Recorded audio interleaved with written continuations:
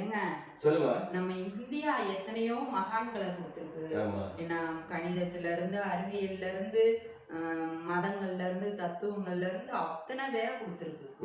ஆனா ஏன் இன்னும் நம்ம வந்து வளரும் நாடுகள்லயே இருக்கிறோம்? என்னைக்கு நம்ம வளர்ந்த நாடாகும்? இதுக்கு காரணம் என்னவா இருக்கும்? நீங்க சொன்னீங்க இல்லையா, மகான்கள்லாம் கொடுத்துருக்கு, உலகத்துக்கு நிறைய தத்துவங்களை கொடுத்துருக்கு, மதங்களை கொடுத்துருக்கு. அது என்னன்னு கேட்டீங்கன்னா, அமெரிக்கா இப்போதான் நான் படித்தேன், ஐஏஎஸ் அதிகாரி செல்வம் எழுதிய புத்தகம் ஹார்வர்ட் நாட்கள்ன்ட்டு. அதில் அவர் என்ன சொல்றாருன்னா, மனித குலத்தை மேம்படுத்துவோம் ஒரே குறிக்கோள் அமெரிக்காவில். அது வந்து நம்மளுடைய கணியன் பூங்குன்றனார் எழுதிய யாதும் ஊரே யாவரும் கேளீர் அதுக்கு பொருத்தமாக உள்ளது அப்படின்னு. அப்படியாக நான் பார்த்தேன். பார்த்தீங்கன்னா அமேசான் இசை பட்டியலில் நம்மளுடைய இந்த இது இருக்கு, யாதும் ஊரே யாவருங்கள் பாடல். அங்கே இருக்கிற சிம்போனி இசைக்குழு அதை பாடி அதை பதிவேற்றம் பண்ணியிருக்காங்க. அது மட்டும் இல்லை, 2019 பார்த்தீங்கன்னா உலக தமிழ் மாநாடுங்க, அது இந்த பாடல் தான் பாடப்பட்டிருக்கு. பல நாடுகளில் இந்த வாசகம் பொறிக்கப்பட்டிருக்கு, யாதும் ஊரே யாவரும் கேளீர். அப்ப அமெரிக்கா வந்து இதை எடுத்துக்கிச்சு. அந்த மக்களுக்கு அந்த பண்பு எது, அதாவது நீங்க இது சொன்னதுமே எனக்கு ஞாபகம் வருது. சொல்லுங்க. லியோ டால்ஸ்டாய் இருக்காரு இல்லைங்களா, நம்ம காந்தியடிகள்ல வந்து பாராட்டுறாங்க சுதந்திரம் கிடைச்சதுக்கு அப்புறம்.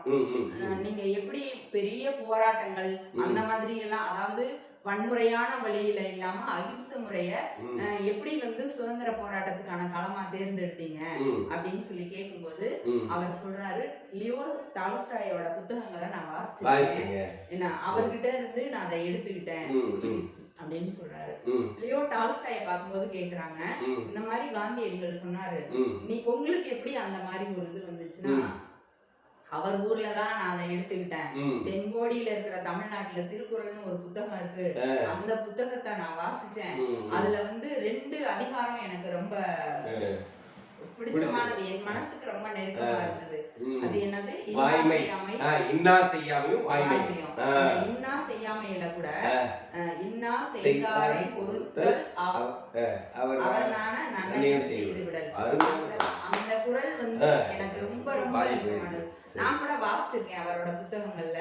அவர் எவ்வளவு மோசமான ஒரு கேரக்டர் அவர் வந்து அந்த நாவல்ல வச்சிருந்தாலும் அதுக்கு ஒரு நியாயம் சொல்லியிருப்பாரே தவிர அதுக்கு ஒரு குறை தப்பு அப்படி ஒரு குற்றவாளி குண்டுல அதை ஏற்றிருப்பாங்க. அந்த மாதிரி எல்லாம் ஒரு மனிதநேயத்தோட இருந்ததுனாலதான் அந்த குரூப்ஸ் கையான் ஒருத்தவங்க லெனினோட துணைவியார் தான். ஏன்னா அவங்க வந்து அந்த அதாவது சுதந்திர ஜார்மன்கிட்ட இருந்து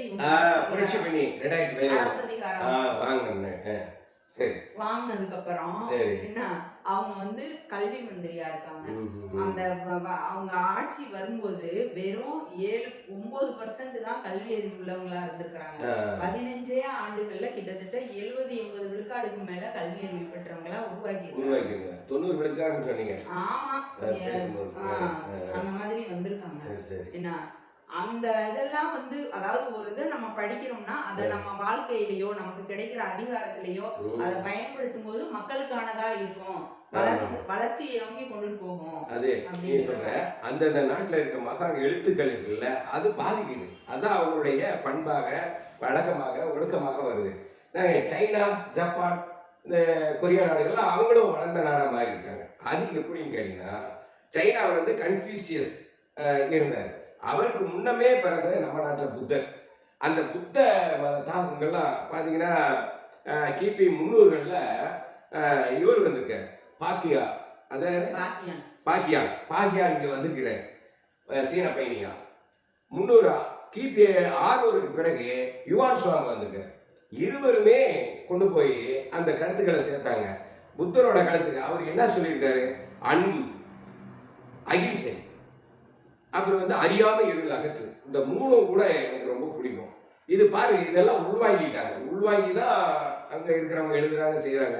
அந்த மக்கள் வந்து அந்த நாடு அந்த மக்களும் செழிப்பாக இருக்கிறாங்க. ஆனால் இங்கே நாட்டுக்காரங்கள்ட்ட எப்படி இருக்கிறாங்களோ அவங்க